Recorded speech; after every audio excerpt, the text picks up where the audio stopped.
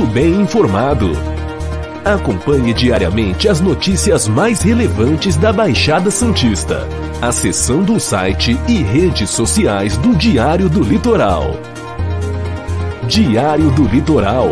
Somos impresso, somos digital, somos conteúdo. Visite nosso site e siga-nos em nossas redes sociais. www.diariodolitoral.com.br.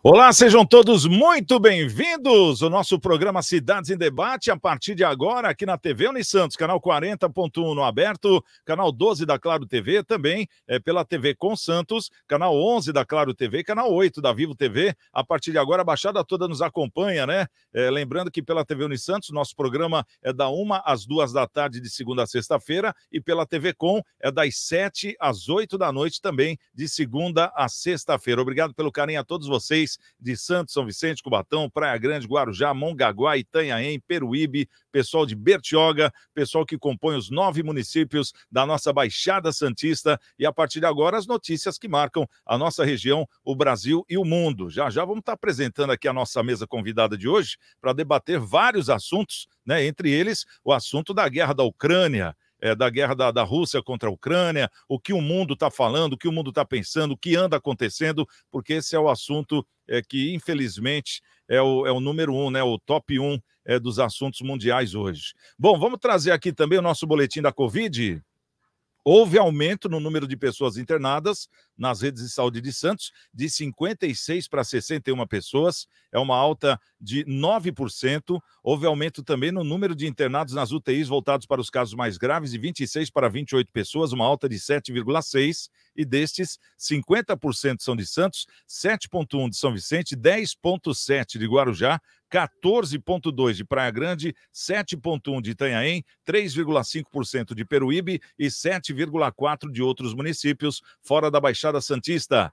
E a taxa geral de ocupação dos 274 leitos da Covid-19 disponíveis está em 22%. Entre os 134 leitos de UTI, a ocupação é de 21%. Na rede SUS, a taxa é de 32% e na rede privada, a taxa é de 16%. E esse site aqui, o santos.sp.gov.br/saúde/dados coronavírus, é o site que a gente deixa aqui para você entrar a hora que você quiser, em tempo real, você acompanha esse relatório, né, da cidade de Santos e que reflete também para a nossa Baixada Santista. Bom, hoje na nossa mesa de convidados, vamos chamar aqui o nosso querido Marcelo Rocha, o Marcelinho, que é contador, professor universitário, sempre conosco, né? Já faz parte aqui do nosso cast de grandes convidados do programa. Marcelinho, essa semana é aquela semana onde muita gente emendou, né? Temos aí vários convidados nossos que também emendaram, não estão à disposição essa semana, por isso que você está trabalhando mais vezes, já que você anda fazendo aí o imposto de renda da turma, né? Falou, Santiago, eu não parei, o imposto de renda está aí, é até bom que você fale sobre isso também, né, Marcelinho? Seja muito bem-vindo, tudo bem? Obrigado, Santiago, pelo convite. Você sabe que para você, para o seu programa, para todos os participantes e ouvintes aqui, estou sempre à disposição, né? E agora, em época de imposto de renda, para contador fica sempre um pouquinho mais apertado o tempo, né? Mas sempre abrimos um espaço aqui para estar aqui com você, porque é muito agradável aqui a participação no programa e principalmente com os amigos aqui de bancada. Tá certo. Ô Marcelinho, como é que está sendo feito aí o pessoal que tem dúvidas? Você ainda consegue esclarecer alguma coisa em questão de imposto de renda? Dá um endereço aí, mesmo que seja eletrônico, para as pessoas poderem procurar você, caso de ter alguma dúvida, que sempre tem, né? Parece que agora existe até um aplicativo da Receita e tal, mas muita gente, mesmo assim, continua com dúvidas, né, Marcelo? Ah, com certeza. Olha, quem quiser fazer aqui a declaração conosco, né? Acesse o site lá www.mrochacontabilidade.com.br. Lá tem o Fale Conosco, tem o endereço, pode mandar mensagem para a gente, marcar um horário. A partir do dia 7 de março, começa aí a fazer as declarações realmente, né? A poder entregar as declarações. E vai até o dia 29 de abril. Então, prazo aí é longo, né? Não é bom deixar para a última hora, né? Quem faz primeiro e tem restituição, com certeza recebe primeiro. Bom, então é M Rocha, M de Marcelo, né? mrochacontabilidade.com.br. Esse é o site para você poder entrar e falar com o Marcelinho. Bom, conosco também, vamos dar aqui o nosso boa tarde, boa noite, né? Pessoal que está nos assistindo na TV Unisantos é boa tarde, pessoal da TV Com é boa noite. O nosso querido Cido, o Aparecido Davi, vereador da cidade do Guarujá, um dos vereadores mais votados na história. É sempre bom a gente ressaltar isso, porque é duro, né, Cido? É uma campanha ali que é bem pegada, né? E para chegar nesse ponto que você chegou, é porque as pessoas gostam, primeiramente, de você e também do seu trabalho, né, Cido? Seja bem-vindo, como é que você está? Ô, Santiago, muito bom falar com você, estar aqui na audiência do programa Cidades em Debate. Uma ótima quinta-feira a todos, ao doutor Marcelo. Bom, é uma responsabilidade muito grande, viu, Santiago? Quando você carrega o voto popular, né?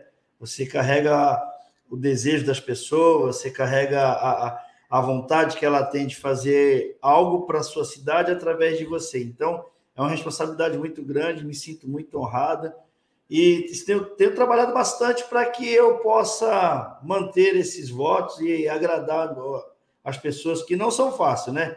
Se agradar todo mundo não é fácil, é algo meio que difícil, mas a gente vai tentando, acima de tudo, aí com muito trabalho, com muito esforço.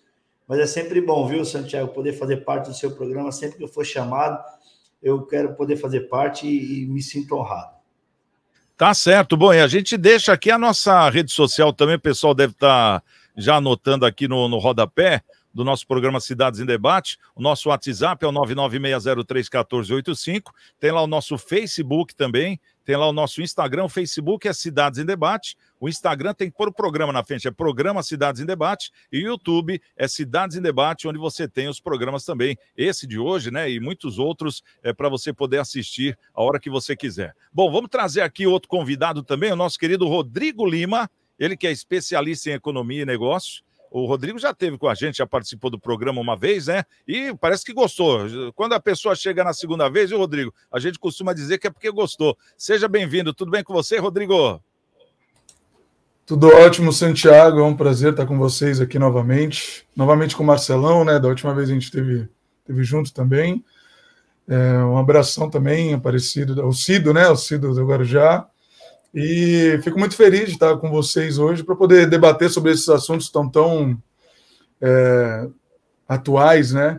Fico muito feliz. Quero mandar um abraço às pessoas que estão nos vendo, nos ouvindo, e é um prazer sempre. Tá certo. Bom, Rodrigão, nós estamos bem abastecidos hoje de contadores aqui, de economista, né, Cido? O negócio está bom, então podemos falar bastante sobre economia hoje, que eu acho que é justamente um dos assuntos, até por causa da guerra, né, que tem batido muito forte nisso e tem custado, tanto para o lado invasor quanto para o lado invadido, grandes quantias em dinheiro. Essa que é a grande verdade. Mas na guerra sempre tem aqueles que aproveitam a situação também para poder dar o seu pitaco. E no Brasil não poderia ser diferente, né? Como estamos em ano eleitoral, os presidenciáveis João Dória, Simone Tebet, Sérgio Moro, Felipe Dávila divulgaram na última terça-feira, dia 1º, um manifesto condenando a invasão da Ucrânia pela Rússia. No texto, os pré-candidatos à presidência da República também cobram que o governo do presidente Jair Bolsonaro adote um posicionamento em defesa da nação invadida. Em coletiva à imprensa no último domingo, o chefe do Executivo Federal afirmou que a posição do Brasil é de equilíbrio e se mostrou preocupado com o impacto que sanções impostas pela comunidade internacional a Vladimir Putin pode trazer ao país. Ele disse assim, entre aspas, para nós, a questão do fertilizante é sagrada e nossa posição, como acertado com o Carlos França, é de equilíbrio, fecha aspas, disse citando a dependência do insumo utilizado nas lavouras brasileiras. Ô Marcelo, fala pra gente, como é que você vê esse comentário aí do presidente Bolsonaro e também como vou dizer, essa fala, né, dos presidenciáveis, esse manifesto, né, vamos dizer assim, dito pelo Dória, pela Simone Tebet, o Sérgio Moro, o Felipe Ávila, você acha que é hora de aparecer ou não? Olha, Santiago, é assim, né? Político, muitos políticos, não pode se dizer que são todos, né? Aproveitam situações ruins, veja aí a pandemia, agora a guerra, né? Para se aparecer. Olha, é triste ver um negócio desse, né? o Bolsonaro, nesse momento, ele está tendo uma cautela para preservar aí, obviamente, visando aí a preservação da economia brasileira, a economia também da nossa região toda aí da América do Sul, por que não, né? E também mundial, né? Porque se a produção de alimentos diminuir aqui no Brasil por conta de falta de fertilizante, por exemplo, ou de outros insumos, o mundo vai sofrer por conta disso. O Brasil é um fornecedor mundial de alimentos, né? Agora, quando você vê presidenciáveis fazer esse manifesto, que você vê que é meramente político, né? Meramente político, para atacar ali o presidente Putin, que não está na razão. Quando você entra em guerra e foge do diálogo, não está na razão, né? Obviamente, você percebe que isso aí é meramente político. Eu fico me perguntando por que esses mesmos não fazem esse manifesto quando o presidente dos Estados Unidos, o primeiro-ministro da Inglaterra, lá da França, o presidente da França, lá, eles fazem novas ogivas nucleares, por exemplo, né? Por que não trabalham pela paz mundial e pedem para que todos os países destruam as suas ogivas nucleares e não se tenha mais nenhuma arma nuclear no mundo, para que, obviamente, com isso a gente consiga a paz mundial? Por que os países se armam com alto potencial bélico, né? Com alto potencial nuclear, né? Para poder atacar em uma eventual guerra? Claro que existe alguma coisa que nós, aqui, seres humanos que estamos de fora desse contexto, não sabemos, né? Não sabemos. Mas por que não fazem manifesto contra isso? Cadê aquela moça que vai lá na Organização Mundial, na reunião da ONU, né?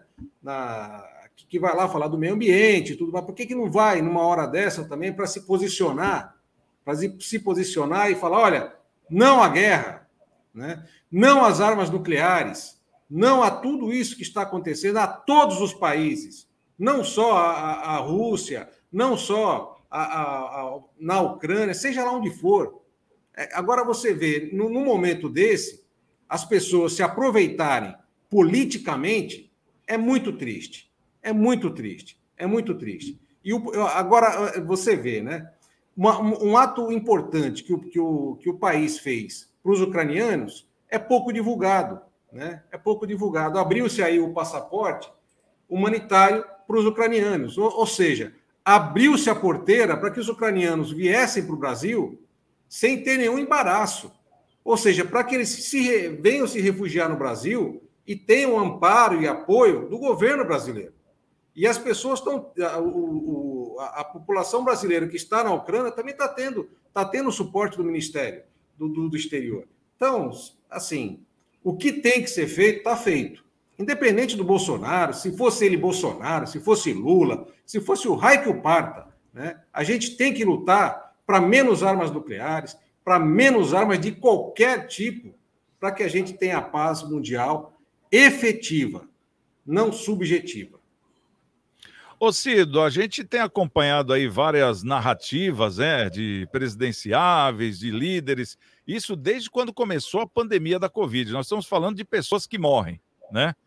Veio esses mesmos, né, que participaram até da CPI da Covid, no caso da Simone Tebet, para tentar apurar o que estava acontecendo em nome das vítimas, das pessoas que estavam morrendo, que chegou a 600 mil no país, né, que curiosamente é o mesmo número de foragidos até hoje, né, lá da Ucrânia. Quer dizer, fizeram aquele discurso todo. Aí passou a Covid, parece que não existe mais a Covid, tanto prova disso que teve até cobertura do Carnaval, por televisão e pela mídia em geral, que era totalmente contra aquela coisa toda, não aglomeração, cadê a sua máscara, apontando o dedo, e a favor de pessoas que eram utilizadas na rua por justamente andarem sem esses equipamentos. Agora a gente vê que pessoas estão morrendo na Ucrânia, independente disso, pessoas que estão deixando seus lares, nós estamos falando de refugiados, famílias que estão deixando seus pais e seus maridos na Ucrânia, para poderem lutar, enquanto o resto da família, que no caso são as mulheres, elas saem do país, e a gente volta a ter essa narrativa. Você acha que esse é o papel de um político? Bom, Santiago, na verdade não deveria ser, né? Até porque o que está acontecendo entre a Ucrânia e a Rússia hoje se dá pela política, é óbvio. A partir do momento que o presidente Biden tirou os soldados americanos de várias fronteiras da Europa e do Oriente, ele obviamente mostrou para os outros países, faz o que quer que a gente não vai fazer nada. Quando ficavam as tropas ali, fazendo a base nas fronteiras, meio que para manter uma ordem, a gente viu isso, aconteceu no Afeganistão, toque de recolher dos soldados americanos lá. E hoje está acontecendo isso com a Rússia e a Ucrânia. A Rússia, por não ter território para poder plantar, para poder desenvolver a sua agricultura, ele vai fazer o quê? Vou invadir o que é dos outros ali, que outrora foi deles, mas já não pertence mais. Imagina se hoje Portugal achasse que tinha que ter direito pelo Brasil novamente. Não dá. Mas isso passa pela política, né? Porque, infelizmente, é os poderes, né? Os poderes é quem rege sobre isso. E uma coisa que eu acho estranho e me entristeço quando está aqui dois economistas junto conosco, que pode falar até melhor, Santiago. Uma potência igual nós somos, potência que eu falo não na parte bélica, que para guerra, o Brasil não tem essa potência toda, mas um país vasto em território, em todos os tipos de clima, você pode plantar o que você quiser que você tem, você vai procurar minérios que você tem, hoje você tem petróleo dentro do Brasil, nós temos o biodiesel que é nosso, nós temos o álcool que é nosso, né, que é o etanol, que é tudo nosso. Por que o Brasil vai sofrer tanta coisa, sofre tanto numa possível guerra lá fora, que não tem nada a ver conosco, em tese? E por que vamos sofrer tanto se nós somos um país rico em tudo? Você acha que um país, Santiago, igual o Brasil, era para estar sofrendo porque o maior importador dele de produto químico para a agricultura está em guerra? Você acha que já não era tempo de nós termos a nossa própria, os nossos próprios produtos? Nós temos a jazida, né, para tirar os minerais, né, para poder fazer esse adubo. Mas não pode porque está em reserva indígena, né? Então existem essas regras, né? Quer dizer, essa riqueza fica lá parada. É nossa, e é nossa. E por que vamos sofrer com isso? Eu costumo dizer que se você, no Brasil, fechar todas as fronteiras, a gente não perde nada para ninguém.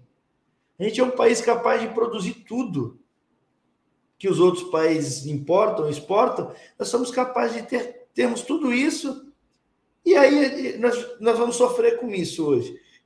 Com essa política que estão fazendo, essa invasão da Rússia hoje na Ucrânia, é política. Você vê que é força, que o Putin quer mostrar que tem força. Ele falou que tem força, quer fazer força. A ONU, a OTAN, todos esses movimentos mundiais hoje, é tudo político, porque não tem nesses segmentos sociedade civil, não tem grupo de empresários, não, é só os políticos, os presidenciáveis, os ditadores em si dos seus países.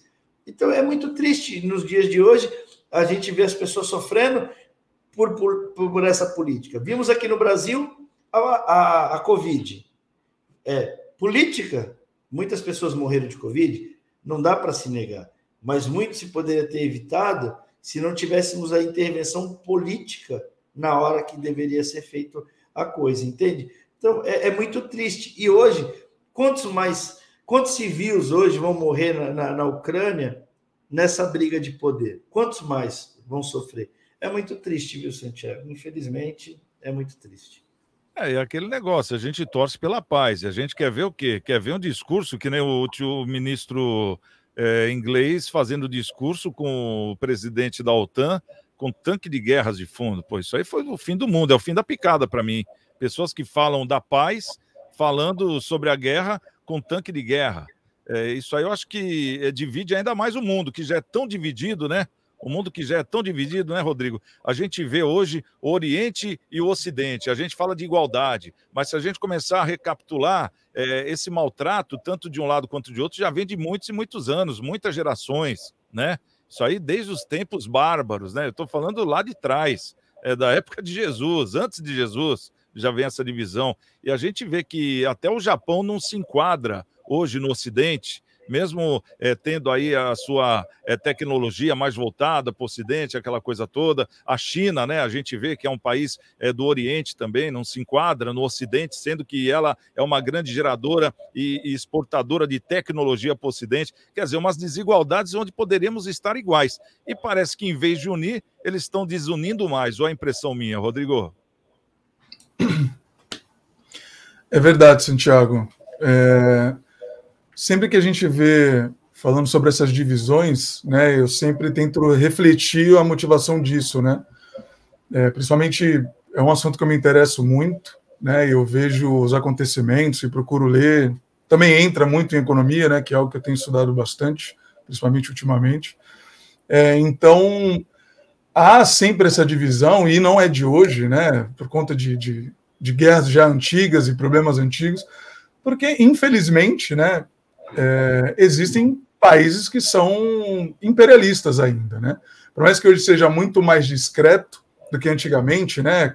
Os países antigos, os estados-nações antigos que queriam ter poder sobre outras nações, era um pouco mais explícito, né? Eles simplesmente iam lá, batiam na porta do pessoal, falavam, ou você é meu ou mato todo mundo, né? Mas hoje não, hoje é meio diferente, hoje é mais discreto, hoje utilizam muito de publicidade, né? Vocês podem ver, não teve uma moção tão grande do que acontece lá no Oriente Médio, assim como o que acontece na Europa, né? Por quê? Porque tem muito mais publicidade em cima disso do que está acontecendo na Ucrânia, né? Por exemplo, está tendo a imigração toda da Ucrânia e está tendo uma moção enorme com relação a isso, mas não teve tanta moção assim quando estava tendo aquela crise na Síria, né? Onde estava todo mundo escapando. Então, muito do que acontece na mentalidade até das pessoas é muito questão de propaganda, né? E para o nosso lado aqui, o Ocidente, né? Os Estados Unidos, eles têm uma boa influência nisso, né? Eles têm uma força de conduzir os pensamentos durante muito tempo, assim, sabe? Eles têm, por exemplo, hoje em dia, a gente fala muito do comunismo ainda, né? Mas foi uma coisa que começou lá na Segunda Guerra, pós-Segunda Guerra, né, Guerra Fria e tudo mais, até hoje se fala sobre o medo do comunismo e tal, que na prática, né, eu vejo muito mais como uma publicidade do que uma ameaça, assim, de verdade, como é colocado. Então, quando a gente vê esse problema de Ucrânia com Rússia, né, na verdade é um problema de Estados Unidos com Rússia, né, um problema de Guerra Fria, né, então, assim, óbvio, eu olho, assim, e acho ridículo ainda hoje, pleno 2022, a gente vê cenas, né, chega no WhatsApp, vídeos e tal, é até difícil de ver, o que as pessoas morrendo por conta de problemas políticos, por conta de falta de diálogo e tal, cara, é inadmissível, assim, é surreal. Essa é a palavra, acho que exemplifica bem. Pessoas morrendo por causa disso, e, poxa, a Rússia não acho que deveria tratar esse assunto dessa forma, né? Mas não é simples assim. Eu acho que não existem mocinhos e vilões assim. É muito mais complexo do que isso, né? Simplesmente a Ucrânia, ela não quis, e com toda razão, né? Ela é livre hoje para poder escolher o caminho que ela quiser. Ela não quis ser ligada mais à Rússia, né? Mas ela podia ser neutra, né? Só que ela comprou o barulho do Ocidente, né? Que vem, o OTAN são 30 e poucos países, mas todo mundo sabe que os Estados Unidos que dá a palavra final, né? Que dá o tom do caminho, né? Então, assim, ela comprou o barulho dos Estados Unidos, que para ele é ótimo. Se a gente, não estou dizendo sobre nação americana, né? Eu estou falando dos Estados Unidos como pensamento político e geopolítico internacional, né? Então, para eles não estão nem aí. Eles só querem jogar o máximo possível de países ali na fronteira com a Rússia contra eles para poder enfraquecer ali, ter uma crise, ter desculpas até para coisas futuras, não sei, né? Mas, por exemplo, não é só a Ucrânia que eles estavam convidando para a OTAN, né? Tem Estônia, Lituânia, que são países na borda, né? Então imagina se fosse o contrário, né? Imagina se fosse a Rússia cutucando um país vizinho ali para falar, entra aqui na União Comunista do Oriente, né? Imagina, os Estados Unidos, ele ia com todas as forças, né? A gente vê Cuba, por exemplo. Cuba é um país comunista que está perto deles, não pode atracar um navio lá, por conta de sanções econômicas, não pode sobreviver, não pode se mexer, né? Não estou apoiando nenhum regime, eu estou dizendo quais as ações, qual o pensamento deles, né? Então, assim, o próprio presidente ucraniano, num vídeo, ele meio que num tom decepcionado, mas não querendo agravar muito, ele falou, nos deixaram a própria sorte, porque ele realmente criou uma expectativa de que iam junto com ele, mas que nada, ele foi só um fantoche, né? Então é triste, assim, existe uma complexidade, né? Eu acho, inclusive, que nisso o nosso presidente ele tomou a atitude correta, né, de manter a neutralidade, e até falando um pouquinho sobre o que o Ciro falou da ureia, né, eu acho sim que a gente poderia, no longo prazo, ter uma ideia de desenvolver essa independência com a questão de fertilizantes. Mas hoje, a Rússia e a China são os principais fornecedores de ureia, né? Então, para que a gente para que não haja uma crise assim, até do agronegócio, realmente não dá para ter um tom muito contra eles, porque ia prejudicar muito mesmo, né? É algo de se refletir e falar, poxa, não podemos ficar tão dependentes, né? Mas quando a gente fala, por exemplo, de mercado, né? O mercado defende essa ideia de interdependência entre países, cada um se especializar na sua produção, né? Enfim, aí países se especializarem, até uma ideia liberal da economia, né? Mas a gente vê que na prática não é bem assim, né? Qualquer problema internacional, essa dependência não é legal, porque a gente fica de mãos atadas e pode realmente prejudicar muito, assim. Falta de ureia aqui, que a Rússia tem bastante, pode prejudicar muito a nossa produção de alimento, igual o próprio Marcelão falou, a gente pode ficar sem alimento, né? E impactar de fato na economia por questões até da venda de commodities, né? Então, realmente, hoje, a gente depende deles. Hein, Rodrigo, e falando nesse panorama, justamente sobre o necessário, né, as substâncias necessárias para se fazer lá o fertilizante, a ureia é um deles, né, que a Rússia tem, abundância, a Índia também, e o Brasil também. Mas aqui a gente parece que o nosso maior inimigo é a nossa própria lei, né, que não deixa. Como você vê, você acha que essa guerra entre eles lá está dando um exemplo de que o Brasil tem que cada vez mais depender de si próprio, do que da União Europeia, do que dos Estados Unidos, do que da China, do que da Rússia? Porque nós temos condição disso também, né? Não, totalmente, né? Isso é muito questão de ter uma estratégia, né, de médio e longo prazo de se ter, como o próprio Ciro falou, a gente tem uma vasta região, a gente tem mão de obra sobrando, né? Então a gente deveria. Eu sou um cara completamente a favor disso, né? Eu sou um economista que defende muito o desenvolvimentismo. Né? A gente não depende só disso, né? A gente depende de manufatura externa, né? Então a gente meio que hoje produz matéria-prima e vende, que é algo que é extremamente barato, não tem valor agregado, para que outros países façam a transformação desses produtos e venda para a gente mais caro, por exemplo, né? Não é só isso. Mas o próprio fertilizante, que é algo que a gente depende muito hoje, a gente é bem focado no agronegócio, né, no agropecuário, a gente depende de ureia, a gente não deveria depender tanto, a gente deveria ter ideias de desenvolvimento estratégico em cima disso, né, mas não é, pelo jeito, a intenção no momento. Talvez mude, né? É aquele negócio, aí o pessoal fala, mas é depredação, tá em área indígena, é para preservação, tá? Primeiro ponto, preservação do quê, né? Fica aí. Segundo, a mineração de ouro é proibida, extremamente proibida em território nacional, e aí o que acontece lá na Amazônia, e é o que mais tem. Quer dizer, o clandestino vai lá, não tem compromisso nenhum com o meio ambiente, não tem compromisso nenhum com o funcionário, com nada, faz do jeito que ele acha, e se me pegar eu saio correndo, que é o que acontece. Aí pega lá o cara que estava minerando, não pega o dono da mineradora, né? Da mineração, no caso. Então, eu acho que aí que está. Eu acho que deveria ter, sim, alguma regulamentação, justamente porque aí nós teríamos o controle. Olha, você pode ser dono dessa jazida aqui, mas você vai poder tirar tanto e vai ter uma fiscalização. Aí sim você tem um compromisso com o meio ambiente. Aí a gente pode começar a conversar. Agora, esse negócio de falar que não pode nada, é tudo no papel, e na Amazônia a gente vê a França invadindo, achando que é dela, Holanda invadindo, achando que é dela, China invadindo, achando que é dela, que ninguém fala. Mas é só ir lá na Amazônia, você vai ver bandeira da França hasteada em mastro, que o exército brasileiro está cansado de tirar toda semana e os caras vão lá e erguem de novo. E fala que aquilo lá é do mundo, não é do Brasil. Quer dizer, isso aí ninguém fala. Aí fica nessa guerra de narrativas, como a gente diz, né? Mas não é aquela coisa que é efetiva, né? O que está acontecendo realmente? Está tendo uma enganação muito grande através da mídia, até porque hoje eu pego meu celular aqui, eu quero saber de alguma coisa, eu vou nele.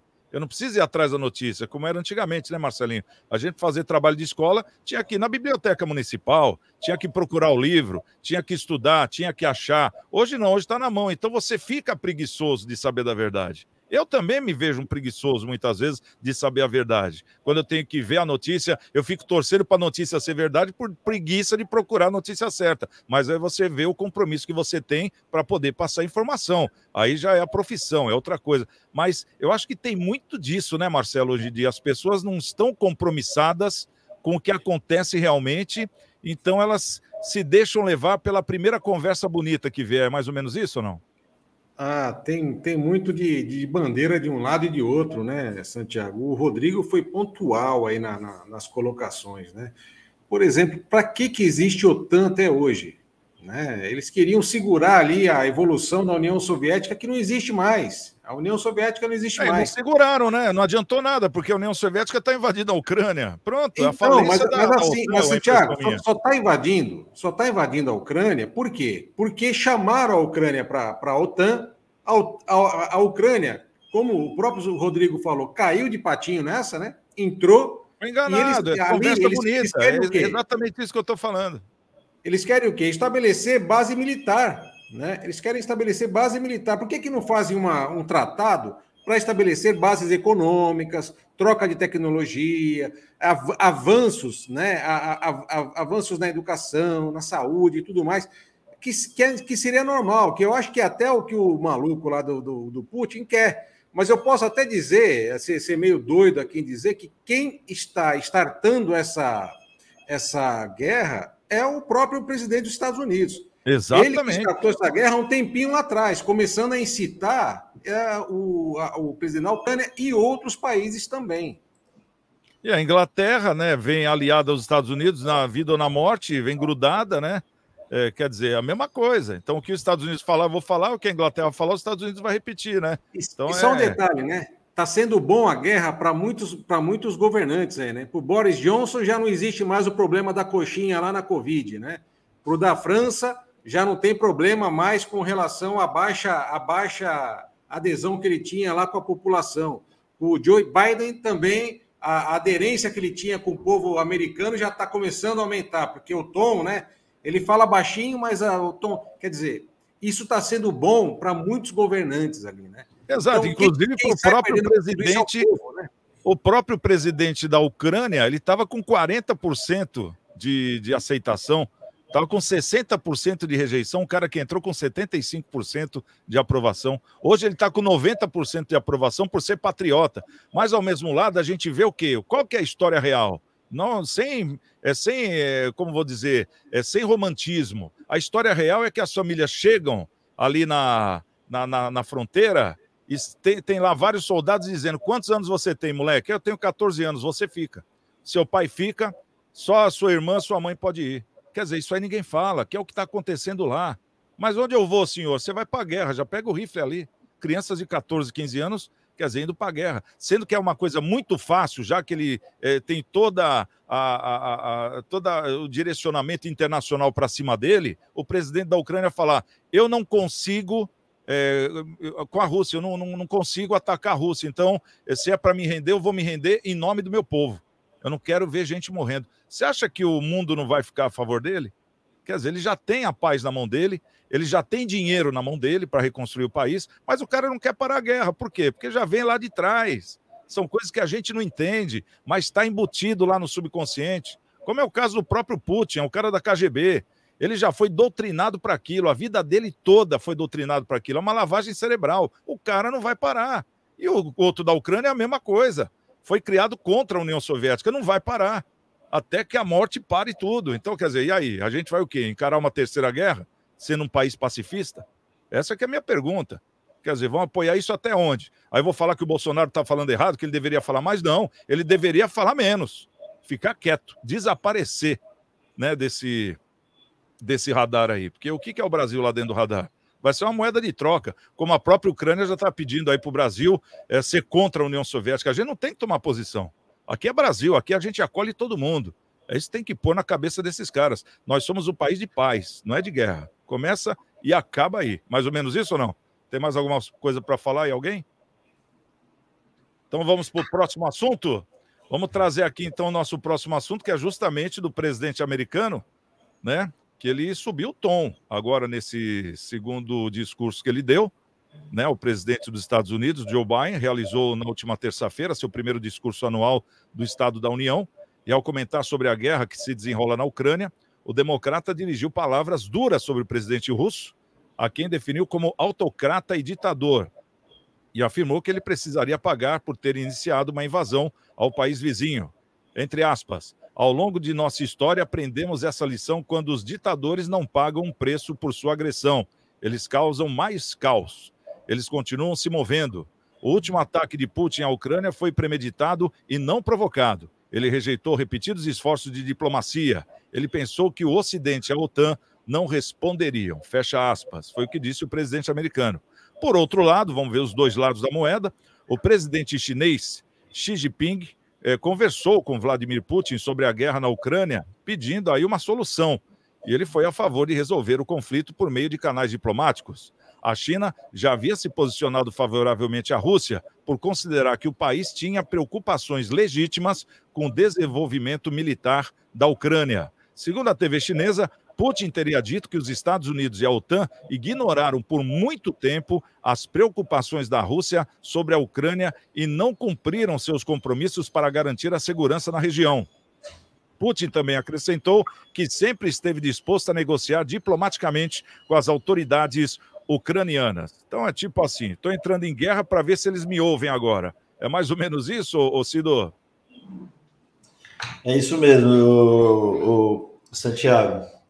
Infelizmente, a China é comunista, né? Um país comunista também, tem os mesmos ideais ali, pensamentos iguais à Rússia, vai estar sempre do lado dela, né? Agora, os Estados Unidos tem um discurso meio que lento em relação a isso. Sabemos que os Estados Unidos poderia ter intervido um pouco antes nisso, mas acho que não era a intenção. Acho que a intenção mesmo era acontecer esse salseiro todo aí, porque mexe com toda a economia mundial.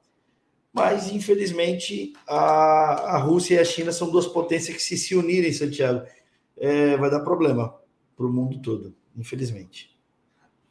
Falar aqui com o Rodrigo. Rodrigo, como é que você vê esse discurso do presidente americano? Você acha que está muito na palavra? Poderiam ter mais ações? Deveriam estar soltando pombinhas brancas agora em nome da paz? Como é que você vê a história?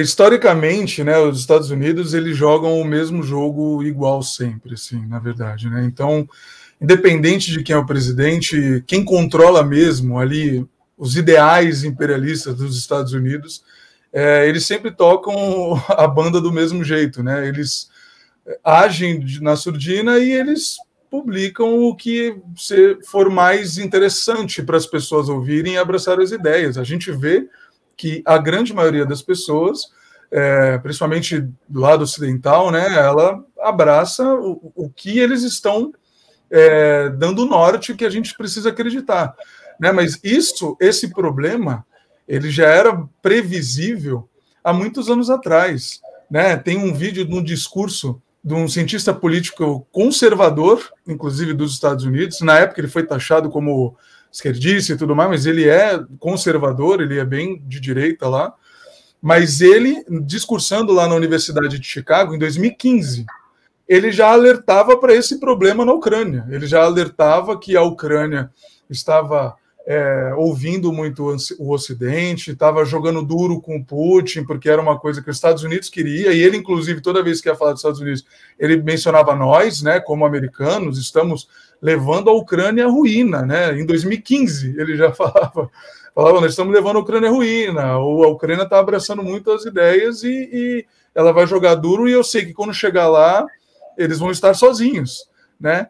Então, é algo que eles fazem, cara. Eles gostam de tirar proveito disso. Todo mundo que tem algum pingo de que ofereça alguma ameaça a eles, eles não se importam em utilizar peças menores, né, porque a Ucrânia tem poder muito menor, para tentar atingir os que eles chamam de inimigos, né? Então eles têm ideais imperialistas, né? Independente de quem esteja no governo, eles agem dessa forma. Então ele vai sempre tentar trazer o discurso, tentar puxar para o lado de Putin ditador, Putin invasor, tudo mais, no que eu não estou dizendo que não é, né? Mas eles vão bater no martelo porque essa é a questão atual, né? Não existe mais mentira e verdade. Existe você pegar pedaços que façam sentido para que você transforme a narrativa naquele foco, né? Existem diversas coisas, existem diversas complexidades dentro de um assunto, mas dependendo do foco que você toma, você direciona o pensamento das pessoas e faz elas ignorarem todo o contexto, né, que a gente está tentando trazer aqui. Então, realmente, eles vão bater no que eles acham que possam se sobressair, né? Eles precisam da opinião pública do lado deles. E é como foi falado aqui, eles realmente é uma tática antiga de governo. É uma tática muito antiga de governo. Quando você tem divisão dentro do teu país, não tem nada melhor do que você arrumar um inimigo estrangeiro naquele momento, né? Quando você tem uma divisão política, né, entre Primeira e Segunda Guerra, os americanos não queriam ir para a guerra, né? A narrativa da ameaça comunista começou ali, porque pensou, poxa, estamos na guerra, como nós vamos fazer com que os nossos cidadãos queiram ir para a guerra? Então eles começaram a fazer propaganda, se vocês não forem para a guerra, eles vão bater na tua porta, que essa era a propaganda de ameaça comunista. Aí começaram a fazer até desenho de a Caveira Vermelha era o inimigo do Capitão América e tudo mais, para vocês verem como vai a propaganda, né? É o que eles fazem hoje, ele vai bater ali em cima, Putin ditador e tudo mais, que eu não estou dizendo que não é, né? Eu acho que as atitudes que ele tomou foram muito duras, não justifica a morte de ninguém. Se uma pessoa morresse, eu já acho que não teria justificado, né? Ele poderia ter agido diferente, mas não é só o cara chegar e falar assim, o cara é ditador e quer dominar o mundo. Também não é isso, né? São diversos fatores que hoje o Joe Biden vai adotar essa postura de tentar fazer com que ele seja o vilão, né, na opinião pública. É mais ou menos esse o tom que eles tentam impor, né?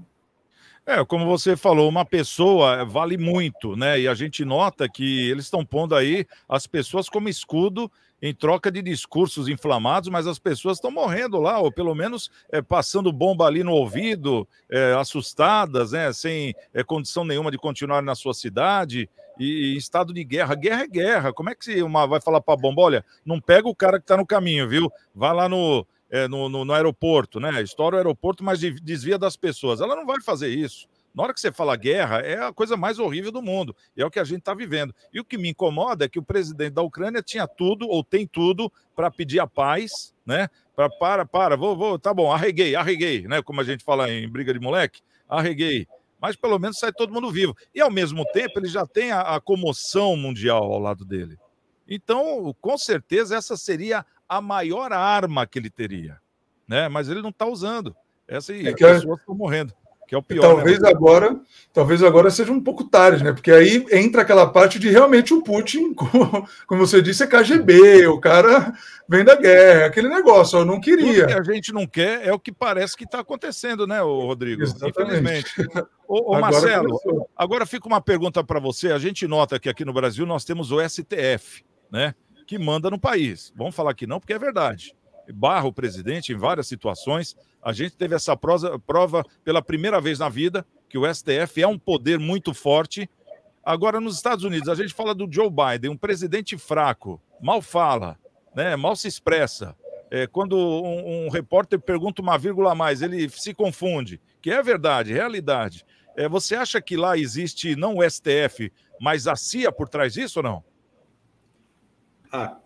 Com certeza a CIA está atuando, né? Está levantando informações, tal. Isso aí lá para o presidente dos Estados Unidos ele recebe todo esse aparato. Né? Você acha que a CIA é quem comanda o país nos Estados Unidos, não o presidente? É para o Rodrigo ou para mim? Não, para você. Para mim, né? Eu acho que a CIA tem grande potencial de comando ali, com certeza. Ele dá muito tom do jogo. Na hora da reunião ali de alto comando, a CIA tem poder de decisão muito forte e efetivo. Agora, eu estou muito curioso em saber como é que ficaria a opinião de muitos partidos aqui e tal, em ver que o Brasil, por exemplo, apoiou investimentos em países que hoje apoiam a Rússia, né? Apoiam abertamente a Rússia, tipo Venezuela, né? Por exemplo, que inclusive está aí oferecendo apoio para atuar ali na guerra e tudo mais, né? A própria Cuba, né? Também são países democráticos, né? Que têm gestão democrática, né? Que não são geridos ali por ditadores e tudo mais, né? Nessas horas a gente vê que as pessoas se escanteiam, né? Se escanteiam, vão para um lado, vão para o outro, tal, e começam a andar que nem barata, né? Foge de um lado, foge de outro, mas não fala, não, é que lá é seu amigo, não, sabe como é que é, né? Quer uma, Marcelinho, que aconteceu na entrevista do ministro inglês, o Johnson, né? O que aconteceu na entrevista, ele estava lá respondendo as perguntas dos jornalistas, enquanto tinham lá os tanques atrás dele, né? Junto com o presidente da OTAN também, e tinha lá mais uma senhora, que eu não me recordo quem era. Aí uma repórter que foi inscrita da Ucrânia, ela entrou, e aí falaram que ela era uma agitadora, né? Depois disso. Ela entrou falando, escuta aqui, o primeiro-ministro. Primeiro, como é que o senhor põe tanques de guerra atrás de você falando em paz? Segundo, como é que você está falando que está fechando toda a economia da Rússia, sendo que o presidente do maior banco russo, ele mora aqui em Londres, ele está na mansão dele agora com os filhos dele e creio que deva estar assistindo a gente também. Como é que você diz que a União Europeia está contra a Rússia, se os filhos do Putin nesse momento estão na Holanda e toda a União Europeia sabe que eles moram lá na Holanda e estão lá na mansão dele, né, na Holanda? Como é que o senhor vem falar em que precisamos ter mais atitudes efetivas? É isso que a gente está falando aqui, é muita demagogia que a gente vê, né? Muita demagogia. Quer dizer, o cara fechando o maior banco da Rússia e o presidente desse banco mora lá em Londres e nem se incomodou em pegar o avião e sair de Londres com a família, né? Você como economista, Rodrigo, você acha que ele vai ter coragem de mandar o cara embora de lá? Olha, mesmo que ele mande, né? A Rússia, ela se preparou para isso. Eles sabem, né? Isso daí e o próprio Ocidente, a União Europeia, sabe também. Isso, na verdade, é para tirar o foco de que todo mundo teve expectativa de que eles entrassem de alguma forma, né? Então eles estão dizendo, vamos fazer isso, vamos fazer aquilo, vamos dar sanção, tirar banco e tudo mais, que eles sabem que não faz diferença nenhuma. O que sanções vão fazer contra a Rússia, né? Que, obviamente, a Rússia... já aconteceu um problema com a Ucrânia antes, né? Ela teve guerra com a Ucrânia há uns anos atrás, e foram feitas sanções, cancelaram o SWIFT e tudo mais. Então, já é algo previsível, ele já sabe o que ia acontecer, ele se preparou para isso, ele tem formas alternativas de transferência de moeda, então... são falácias, né? Política, muitas vezes, o Ciro sabe disso, é muito do que a opinião pública acha, então, muitas vezes, discursos são feitos muito mais para impactar na opinião pública do que, de fato, ter alguma diferença, né? Para poder meio que suprir a ideia de que, poxa, vocês estão deixando a Ucrânia sozinha? Vocês disseram lá que iam estar com eles e estão deixando eles sozinhos, e eles estão lá, não, vamos fechar o banco, como se fosse uma coisa absurda, mas não faz diferença nenhuma. Agora, fala em fechar o gás, né? Aí ninguém fecha, que está aberto até agora. A Rússia está mandando gás lá para a Alemanha, 50% da Alemanha hoje vive por causa do gás da Rússia, e a Rússia não fechou o gás, está mandando gás. Está mandando 40% da Itália vive do gás da Rússia, entre outros países, a própria Suíça, vários países lá que estão contra a Rússia. E diga-se de passagem, pasmem, os bancos que são os que fazem essa transação, que são bancos russos, esses bancos do gás, esses aí não foram sancionados, esses aí estão abertos. Como é que são essas sanções, eu pergunto aqui, né? Vocês como economistas. Tem, Marcelinho, isso aí é sanção? É sanção, para os meus amigos tudo, para os inimigos a lei, né? É aquele negócio, né? Mas o Santiago e amigos, eu fico só imaginando aqui, ditador, ele faz de tudo para ter o poder, né? E o poder soberano e querendo se abrir cada vez mais. Já pensou se o Putin se assanha e vem para o nosso lado aqui e fala: Cuba, quero estabelecer área militar aí, começar a fazer umas ogivas nuclear e tal. Venezuela, Maduro, vamos fazer umas ogivinhas aí? O Maduro tal, falou que tá com ele já, o Maduro, né? E outra, a China já está na Argentina, né? Tem essa. Para cá eles já estão vindo. Como é que ficaria, hein? Como é que ficaria Estados Unidos? Como é que ficaria lá a Inglaterra? Como é que ficaria a França? Porque, assim, é o que eles estão fazendo lá, né? É o que eles estão fazendo lá. Então, o que precisa mesmo é um diálogo efetivo. Diálogo com soluções efetivas. Não é um diálogo onde fala, ó, faça o que eu mando, mas não faz o que eu faço. Que aí realmente fica difícil. Aí, desse jeito, não tem como resolver, a não ser com uma disputa de guerra. No pé que tá, eu duvido que vá algum oficial de justiça lá na Rússia falar para o Putin: olha, você está intimado a comparecer no tribunal de Haia, né? Não vai. E outra, diga-se de passagem, seria só na comissão da ONU, né? Porque a Rússia ela não está no tribunal de Haia, só naquela comissão da ONU, que também não adianta nada. Só seria mais papo furado, vamos dizer o português bem claro, e a gente fala isso porque a gente está vendo um monte de narrativas aí e nada acontece. Essa que é a questão. Bom, e se for para piorar, é bom que não aconteça mesmo. Vamos fazer o seguinte, vamos trazer aqui o nosso querido Maurício Araújo, ele que tem o Momento Câmara. Vamos falar sobre Câmara Municipal. Santiago Pérez, tudo bem? Olha lá, Santiago, as notícias hoje aqui que eu trago para você de Santos. 2 projetos de lei interessantes que estão sendo colocados em votação na Câmara Municipal. O primeiro fala que, a partir de agora, os prédios com aquecimento a gás, né, nas suas instalações, como, por exemplo, chuveiro, calafetação e outras coisas mais, vão ser obrigados a colocar um sensor de monóxido de carbono.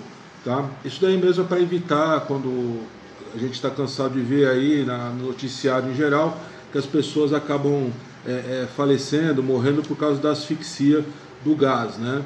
Então, com esse sensor, esse detector de gás, né, ele vai alertar a pessoa que está tendo vazamento ou que a chama piloto se apagou e fica fazendo esse controle aí, essa questão de segurança, né, do vazamento do gás, tá? É um projeto meio polêmico, a gente sabe que existem algumas restrições aí com relação ao Estado, né, de municípios legislar em cima desse tipo de controle aí, de obrigatoriedade, tá? Bom, vamos ver o que o procurador da Câmara Municipal vai falar a respeito do veto ou não desse projeto. Minha opinião, é um projeto importante, tá? Tem que ser votado favorável. Bom, um outro projeto de lei complementar também vem a autorização do Executivo para firmar a parceria junto ao MEC, né, que é o convênio com o MEC, para poder ter um polo presencial da Universidade Aberta do Brasil.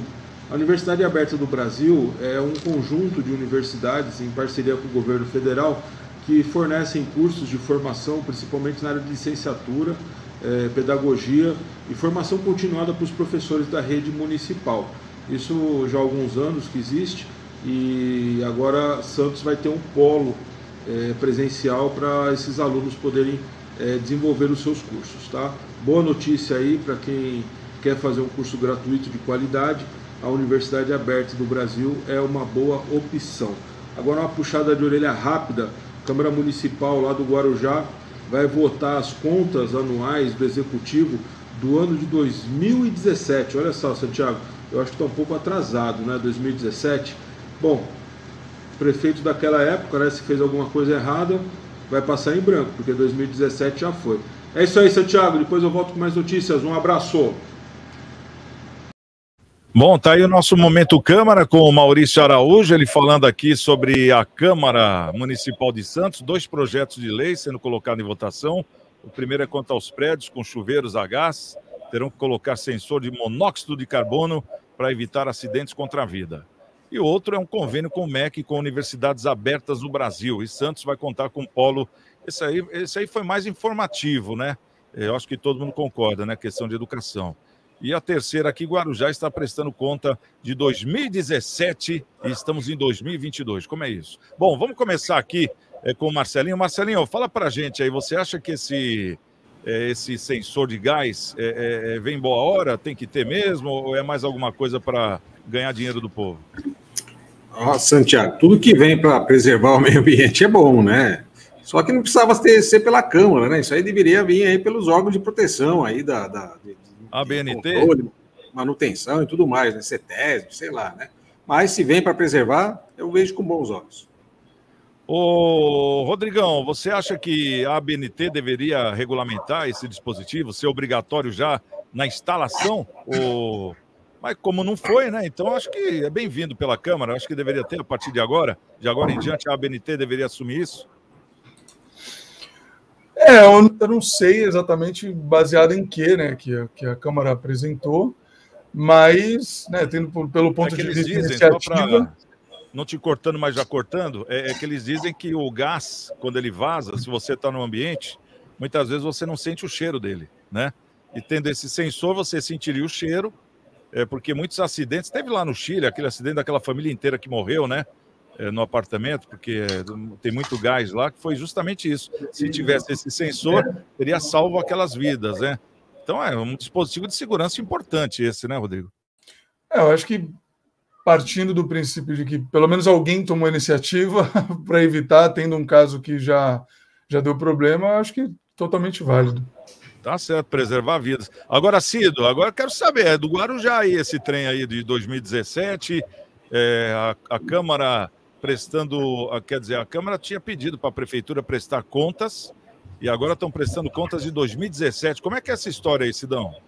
Ô, Santiago, vou tentar ser bem breve aí por causa do nosso tempo. Bom, as contas, elas vêm do Tribunal de Contas, né? As prefeituras, elas prestam contas ano a ano. Hoje estamos em 2022, a prefeitura presta conta do ano de 2021. É como se fosse um imposto de renda, você faz pelos anos anteriores.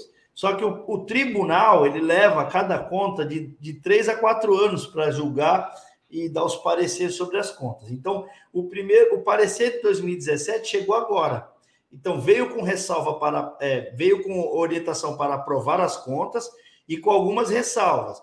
Vaga de creche, que está faltando, os cargos em comissões, que até fizeram uma reforma administrativa por isso, mas se dá por essa situação. Então, aí ainda vai ter que vir para a Câmara as contas 2018, as contas 2019 e os anos subsequentes. E uma outra coisa, parece que alguém comentou aqui, o Marcelo falou, né? Ao prefeito de 2017 não responde. Se as contas dele for reprovada, ele primeiro perde o direito político dele, por 8 anos.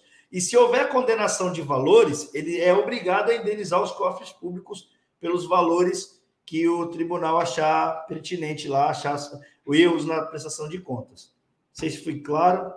Então não fica Deus do Ará. Então é porque entrou num processo jurídico. É por isso, né, Alcido? Então essa demora é justamente pelo trâmite judicial, que demora 2, 3 anos. É o próprio tribunal que demora a dar o parecer para a Câmara. Se o tribunal agir com mais agilidade, obviamente vai vir para a Câmara. Porque foram feitos pedidos de fiscalização de verbas para creches, alguma coisa, foi mais ou menos isso. Eles identificam assim, tá faltando creches, porque tem muita demanda de creche. Os cargos em comissões tem muitos, tem que haver uma reforma.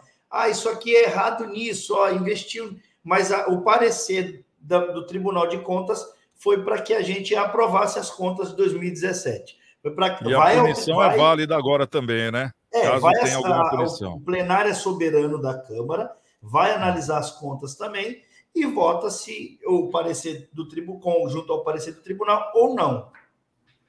Tá certo. Bom, só um rápido recado aqui, o pessoal que queira ajudar na campanha de alimentos aí da Igreja Coração de Maria, tá aqui o endereço na Costa 74.